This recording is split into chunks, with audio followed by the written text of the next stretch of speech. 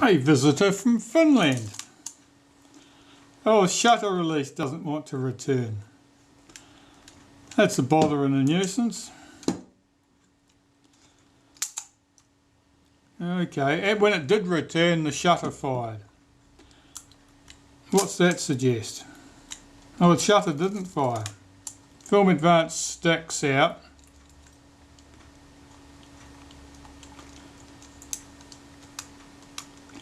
There's a possibility there's a broken spring at the bottom of our Film Advance shaft.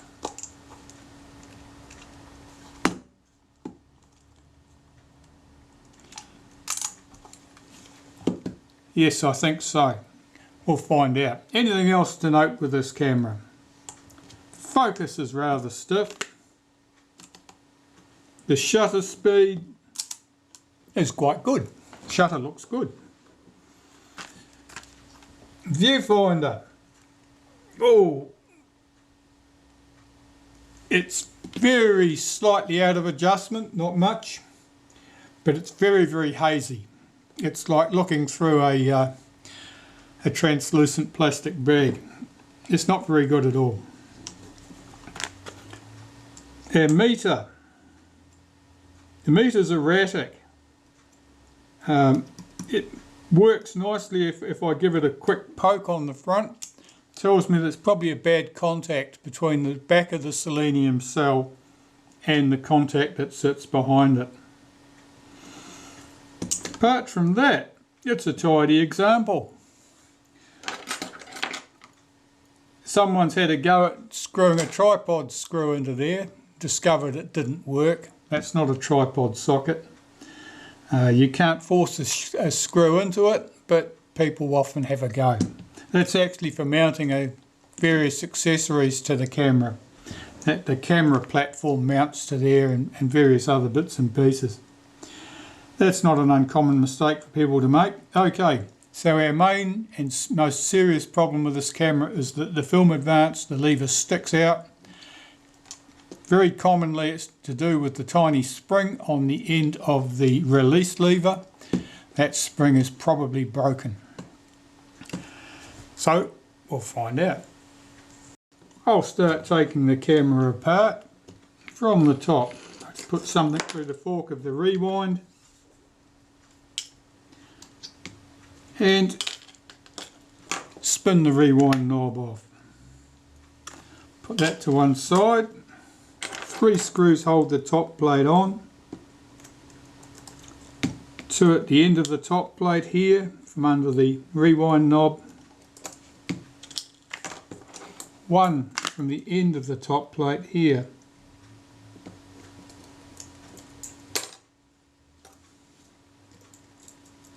Because this is a Retina 3 small C with the metal flap on the meter, the twin range meter. The knob dial comes off with the top cover. You don't need to take that dial off, and you're best advised not to. Let's have a quick look at the top cover. Anything of note?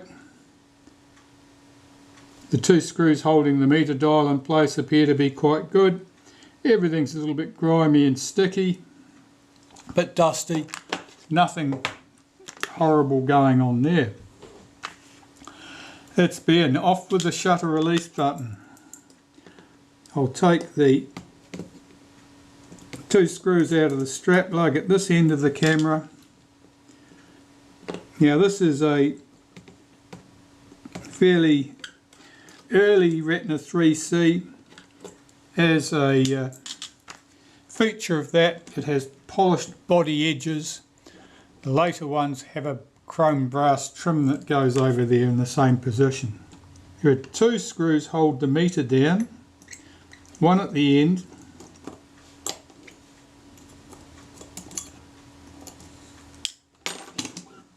and 1 here.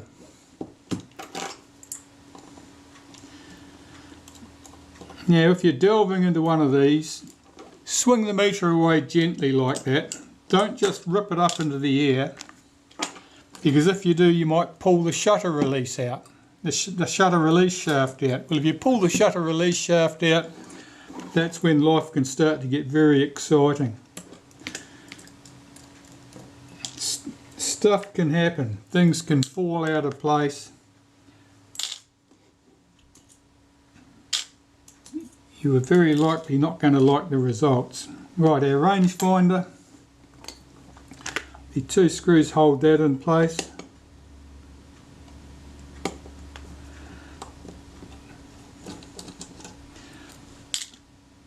Because this camera has polished body edges, I'll take that rangefinder off and put that to one side. Rather than the chrome trim, that means it'll be slightly more difficult to get the leatherette off the base of the camera. The leatherettes tend to stick more firmly to the aluminium body than they do to chromed brass. That's just some quirk of how stuff works. Just separate those pieces, put them aside, they're all going to go in for cleaning. This strap, this lug here, this strap piece here holds the rack down in position. I've got a special screwdriver to couple with the flats on the bottom of that shaft. That was made simply by cutting the end off a screwdriver, drilling a hole down the centre of it, cutting a slot across the end of it to engage those flats. It means that the shaft doesn't get damaged by grabbing it with pliers, which is another common way of doing that job. Right, I've got the shutter cocking rack here. I'm holding it up to the light. Some of the teeth are a little bit distorted, but nothing serious, and I think I'll be able to true those up. The washer's just fallen out. Now that would have been a shim washer, and that would have been under the strap lug here, or that strap over here, so I'll put that to one side.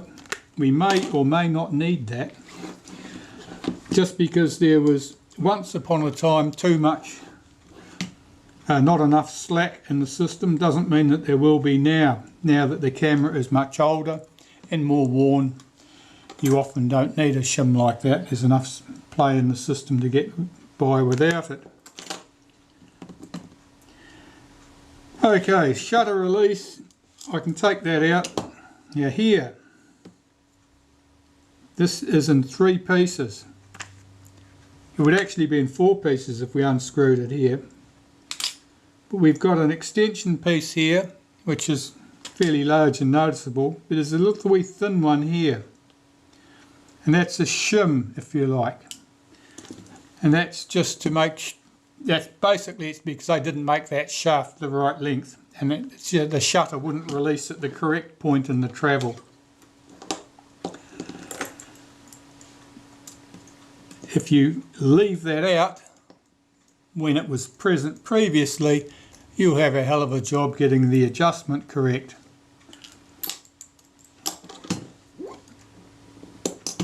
And I'll just remove that clip and remove that spring. And at the top here, I want the special screwdriver I've got here with just 2 points on it. That screw's loose. The fact that that screw's loose, that would certainly be enough by itself to have caused that distortion of the teeth on the rack, because it means that the gear and the rack teeth were not being held firmly together in alignment. A little bit of slack there is just enough to create a bit of extra space, meaning that the teeth, instead of meshing correctly on at the point where they're supposed to mesh, that they are only touching at the tips. If they're only touching at the tips, the gears don't work well, and of course at the tips of the teeth are much narrower. There's much less metal there, and being much less metal there, it gets distorted easily. and so it's quite important that the circle where the gears, where the teeth engage, is correct. If they're too far apart, the teeth will strip. There's no two ways about it. If they're forced too close together, the action also wouldn't be good. Mostly it'd be too stiff. Okay, so in from the bottom of the camera, I want these screws out of the back catch cover, the back catch release cover. They're only chrome brass, they're quite fine and quite easily damaged, so be cautious with those. And don't lose the little spring.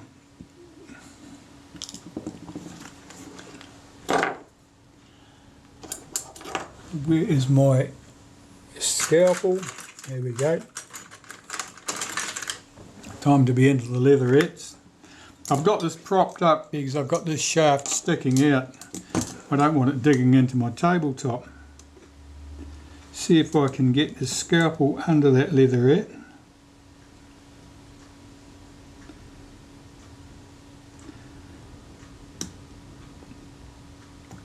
That is pretty tight.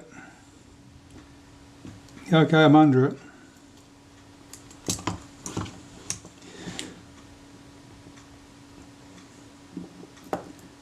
That's stuck well.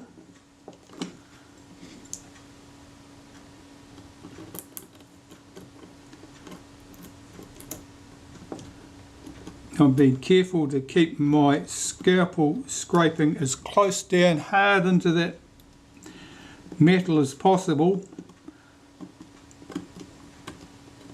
and not get up into the leatherette.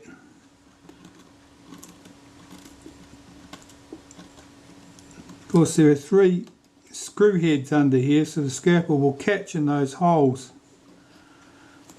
and be reluctant to slide across.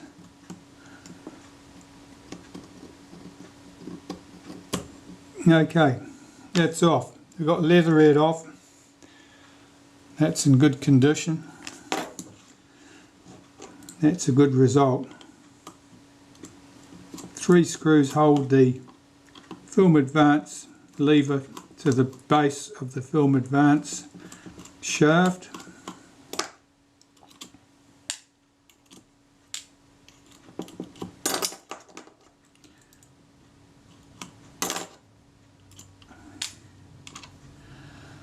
There's our lever.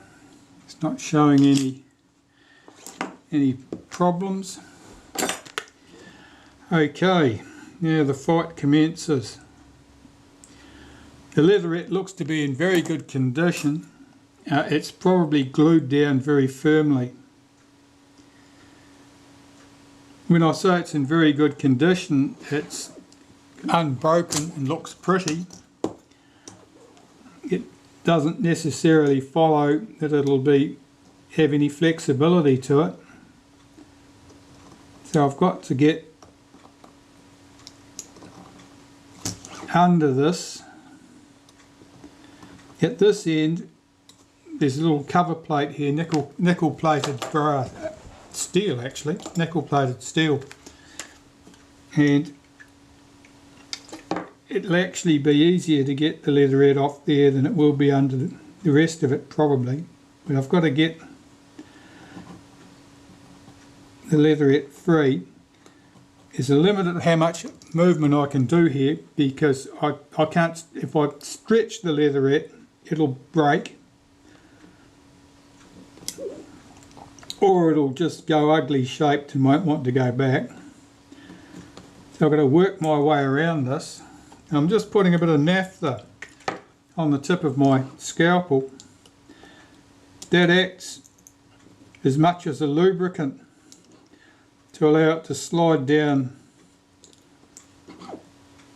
through that that boundary layer, if you like, between the adhesive and the metal.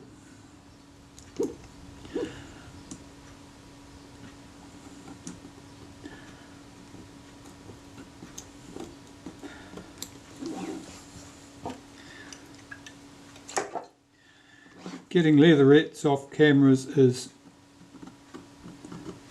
can be tedious. It's often one of the most difficult parts of the job.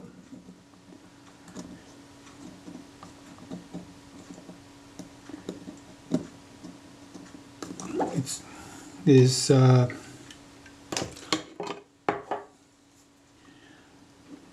one of those tasks where there just isn't an easy way to do it. When the cameras were comparatively current and I worked for Kodak, none of this would have been done. The leatherette like this would instantly have been just scraped off in shreds, the base plate scraped clean, and a new leatherette fitted when reassembling the camera. The idea of spending even 5 minutes removing a leatherette would have been somewhat frowned upon.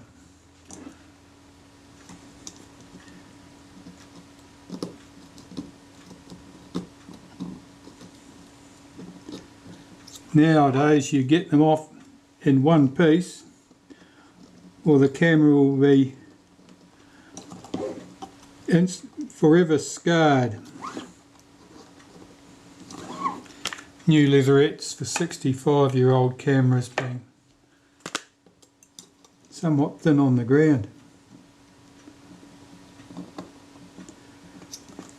Alright, at this point the hinge pin for my door is at this point, so the scalpel tip is catching in that hole and I can't scrape underneath it very well there.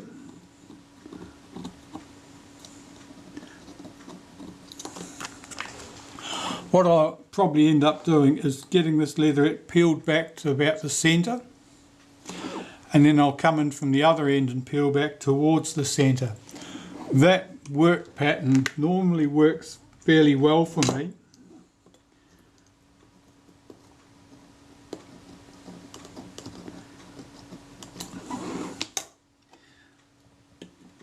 I was putting a little bit of naphtha underneath that leatherette, not because it'll soften the adhesive, because it probably won't, but because it'll allow my scalpel to slide down there a little bit easier.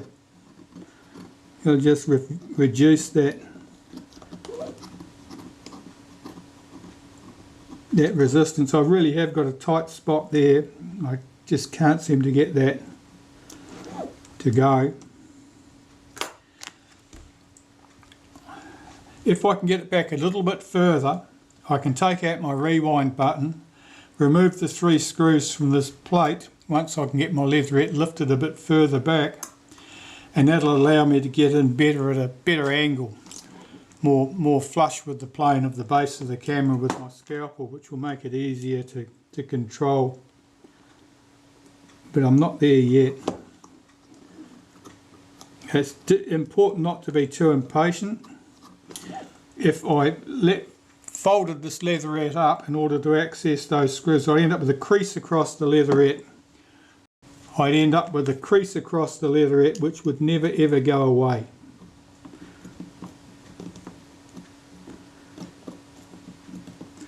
Okay, I'm just past the line there between where this plate finishes.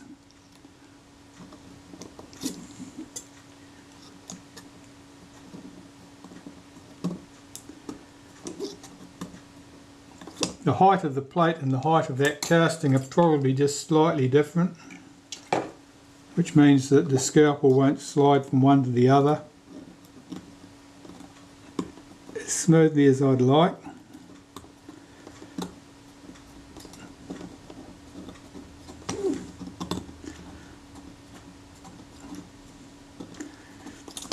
I may have to change my scalpel blade to put a fresh sharp blade in place.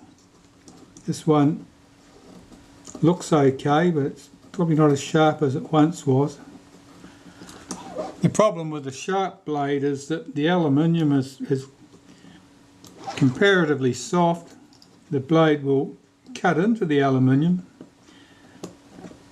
instead of sliding over the surface if it's sharp, and then you're busy trying to push your knife through aluminium instead of pushing it through a glue layer.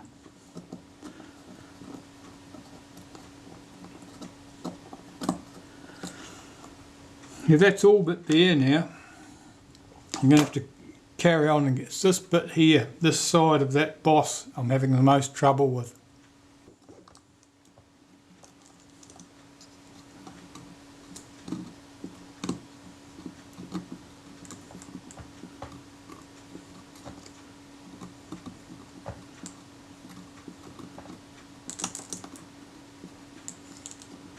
Yeah, you can see that there's a tight pattern around there where that leatherette is just really stuck well. I'm really going to have to come back around it from this direction in order to get that loose, I think.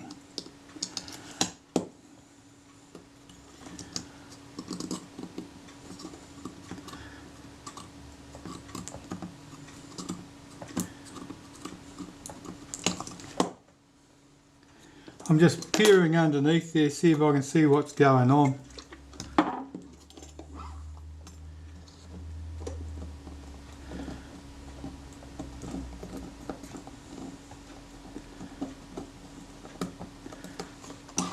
That glue layer is quite hard and fairly thick, then it's my scalpel is trying to get through a thick barrier really, which it doesn't want to do.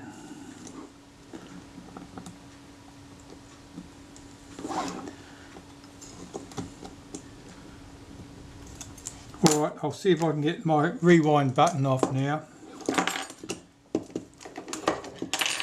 So I've got special pliers for doing that.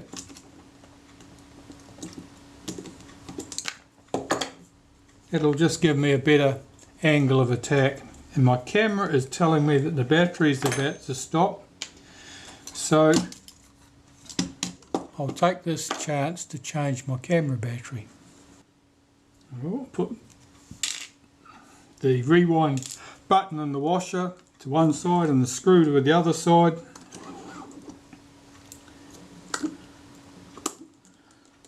It allows me to get my scalpel in from a slightly better angle here. Oh, that's stuck really hard.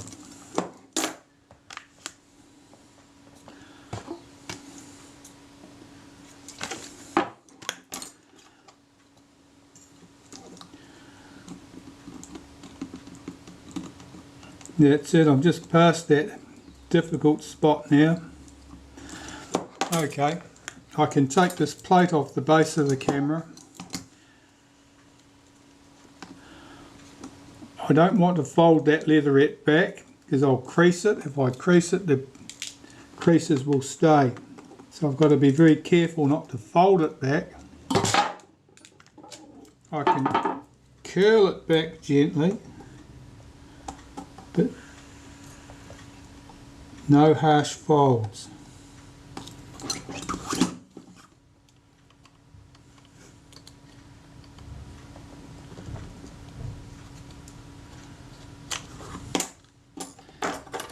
Okay, so that's the screw out, that's the plate out.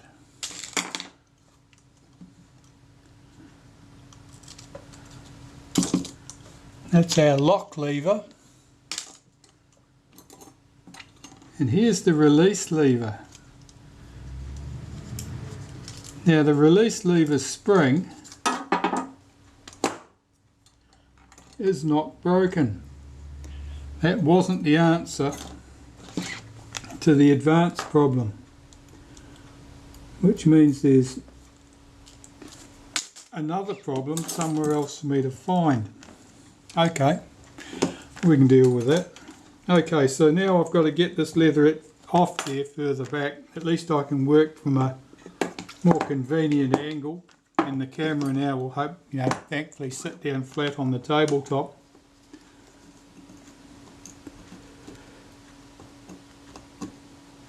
I'm going to fit a new scalpel blade.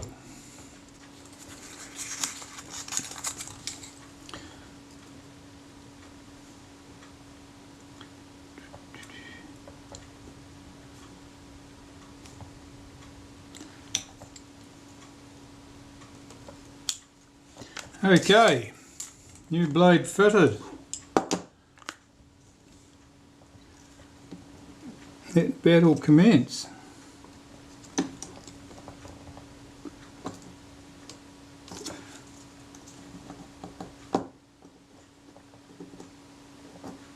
Oh, that's going to be a fight.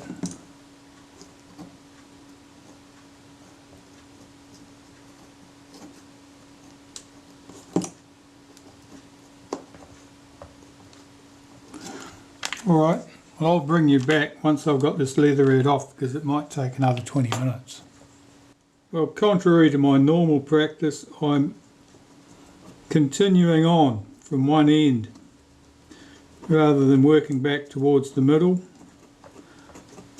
just because it appears to be easier in this case.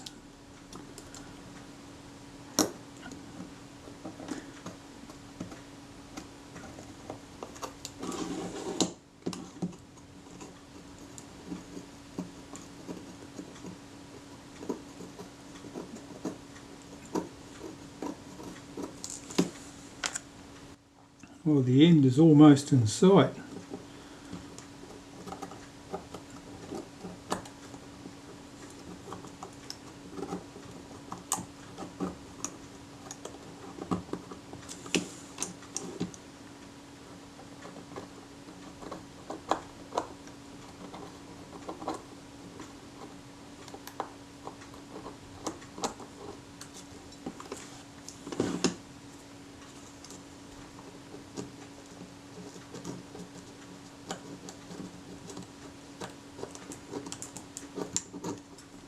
Here we go.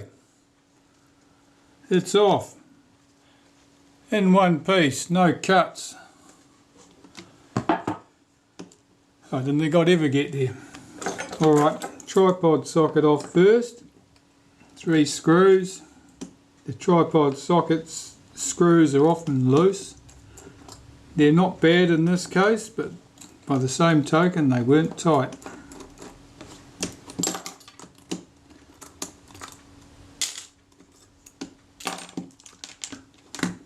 That's the little piece that your film cassette will sit into. Okay, so let's get into this. I'm just going to unhook the spring there. That's the catch that holds the rewind button in position. When you press the rewind button in, that catch is there to hold it locked in until you move the film advance again, which releases it. Okay. There are 3 screws here, hold the base of the film advance shaft in place, or they hold the lower guide bush for the film advance, which is trapped to the film advance shaft.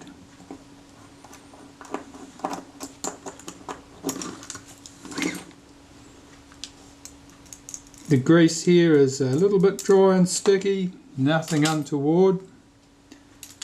Certainly not a bad example. Alright, let's close the front.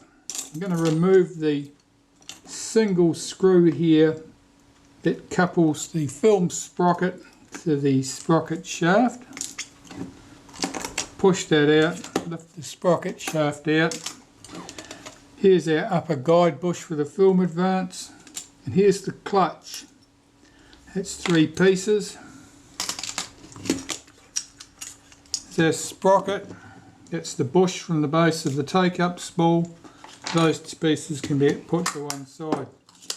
The film advance is completely removed from the camera now. I'll remove the shutter assembly and get into the rest of it. Just looking in that lens, there's a bit of dust in there.